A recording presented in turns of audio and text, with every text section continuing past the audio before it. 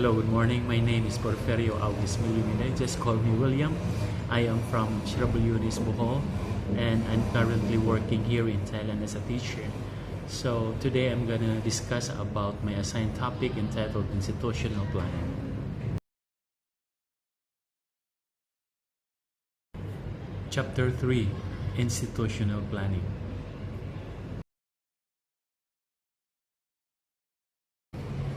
Institutional planning. Definition. Institutional planning is a program of development and improvement prepared by an educational institution on the basis of its felt needs and the resources available or likely to be available, with a view of improving the school program and school practices.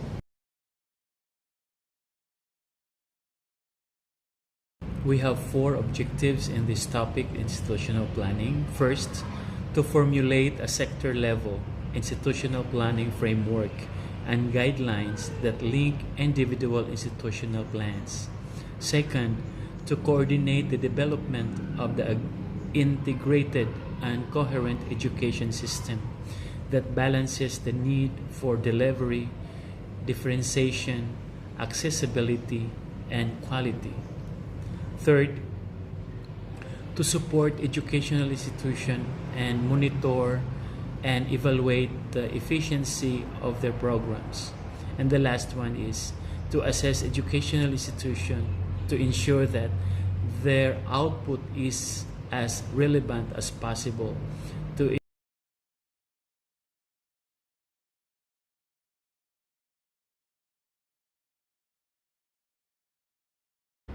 It is in fact of experience that no two schools can be identical in their needs and requirements. Hence, every school prepare an institutional plan for itself independently. An ideal school plan will have these following important characteristics of perfect institutional plan. First, it should be need-based. Second, it should aim at the maximum use of the available human and material resources. Third, it should be a plan of work and not a character of demands. Fourth, it should limit itself to a total improvement of the school. And the last one is, if at all, it needs more finances.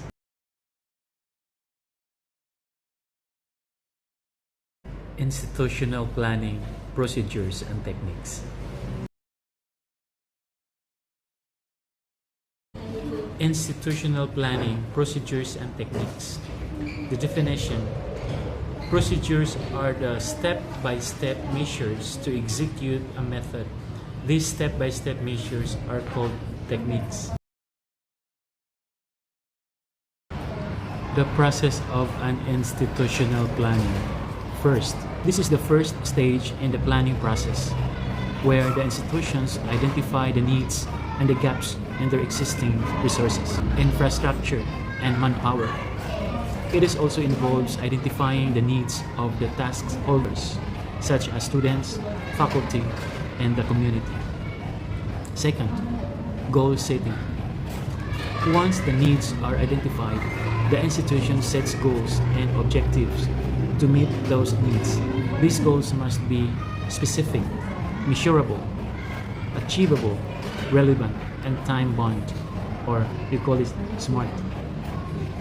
Number 3, resource mobilizations. The institution then identifies the resources required to achieve its goal and objectives. This includes financial resources, human resources, infrastructure, and technology. Number 4, implementation plan. The institution then develops number 4, implementation plan. The institution then develops an implementation plan which outlines the specific steps, activities, and timelines required to achieve its goal and objectives. This plan must be comprehensive and include details on budget, human resources, infrastructure, and technology. Number 5, monitoring and evaluation. This stage involves continuous monitoring and evaluation of the implementation plan to ensure that the goals and objectives are being met. This includes regular review of progress, assessments of outcomes, and identification of any issues or challenges. Last one is feedback and improvement. Based on the result of the monitoring and evaluation, the institution makes necessary changes and improvements to its implementation plan to ensure that in effective and achieving the goal and objectives. Overall, the process of institutional planning in our school, in any school, is a dynamic and ongoing process which requires continuous review and improvement to ensure that institutions are meeting the needs of their stakeholders and contributing to the overall economic development of the country.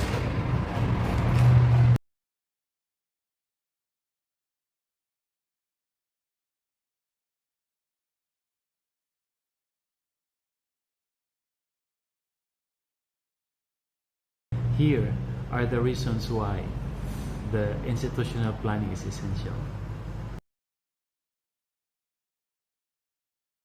Why institutional planning is essential? Because it is for educational improvement.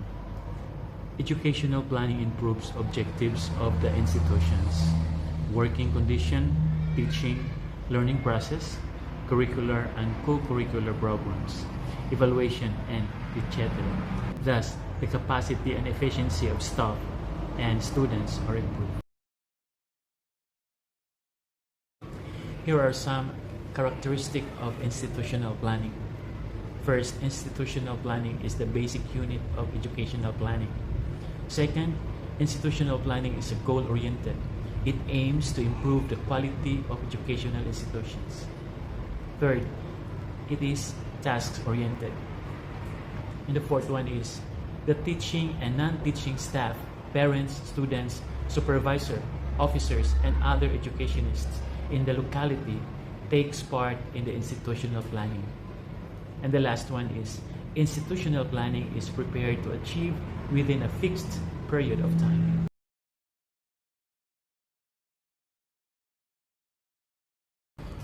The necessities of institutional planning are as follows. First, improvement of educational institution. The significance of institutional planning is to develop and improve the program of school or college. Institutional planning is a systematic, adequate, and clear because it leads to achieve at the objectives follows organized steps. Number 2, proper direction of educational planning. Institutional planning gives the right direction to the educational planning in the country because the general education planning is based on institutional planning. The third is maximum utilization of resources. Institutional planning ensures use to local resources and other resources available in institution. Local resources means locally available physical and human resources found nearly in the school. The fourth is contribution to national development. Institutional planning has a unique role to build the nation. We have known that educational planning is the ingredient of overall national planning, and institutional planning is the grassroots level of educational planning. The fifth is encouragement to individual teacher. Individual teacher of the institution are benefited from institutional planning. They get the opportunity to create thinking and motivated towards work. And the last one is democratization of planning. Democracy provides all people equal opportunity to take part in decision making and administration of the institution. Institutional planning is a decentralized process. The students, the teachers, the parents takes part in this planning process. So, is democratize the process of planning. The role of teachers in educational planning. An institutional plan should be based on the needs of the school.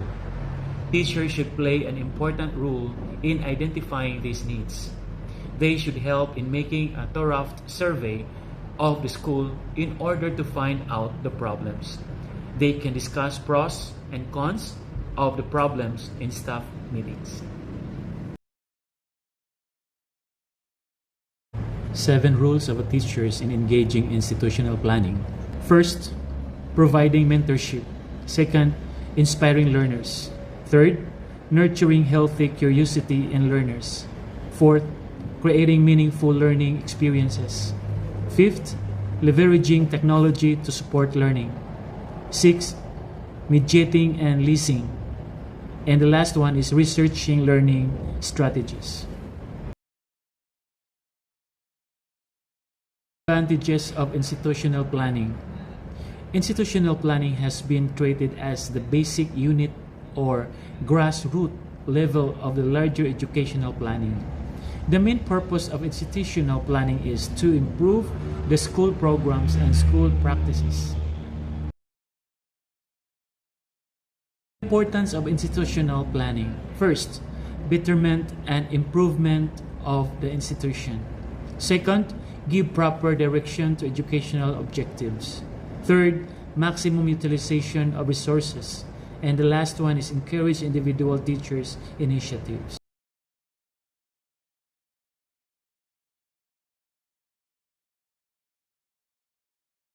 At the end of my report, I would like to share with you this quote from Thomas Edison.